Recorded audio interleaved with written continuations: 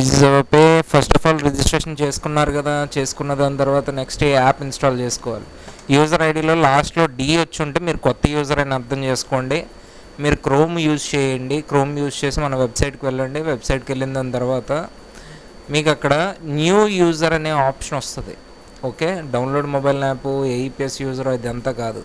New user August 2024 అన్న ఆప్షన్లో మీ app ఉంటుంది. ఆ యాప్ని మీరు డౌన్లోడ్ చేసుకోవాలి. ఇదిగోండి ఈ విధంగా లోగో వస్తుంది. దాన్ని క్లిక్ చేసి డౌన్లోడ్ చేసుకుంటే మీకు అక్కడ లోగో కూడా మారింది చూడండి. ఓల్డ్ యాప్ లోగో వేరు ఉంటుంది, ఇది కొత్త యూజర్స్ యొక్క యాప్ లోగో వేరు ఉంటుంది. దాన్ని ఇన్స్టాల్ చేసుకోండి.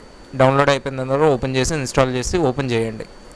అప్పుడు మళ్ళీ పర్మిషన్స్ అన్నీ కూడా అడుగుతుంది. పర్మిషన్స్ అన్నీ కూడా అలౌ చేసుకోండి. అలౌ చేసుకున్న దాని తర్వాత ఇంకో సెట్టింగ్స్కి వెళ్ళి అలౌ చేయమంటుంది, అక్కడ అలౌ చేస్తారు.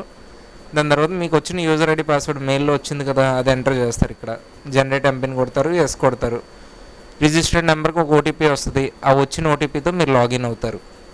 కాకపోతే ఈ యాప్ ఓన్లీ లాస్ట్లో డి ఎవరికైతే ఉందో వాళ్ళకి మాత్రమే ఈ యాప్. మిగిలిన వాళ్ళందరూ మాత్రం ఇంకో వీడియో పెట్టాను కదా, అది యూజ్ చేయండి. ఇక్కడ ఇదంతా లోడ్ అవుతూ ఉంటుంది. స్టార్టింగ్లో అది లోడ్ అయిపోయిన తర్వాత యాప్ ఓపెన్ అయిపోతుంది. ఇదిగోండి ఇంతే. లాస్ట్లో డి ఉంటేనే ఈ యాప్ ఇన్స్టాల్ చేసుకోండి, లేకపోతే లేదు. ఓకేనా?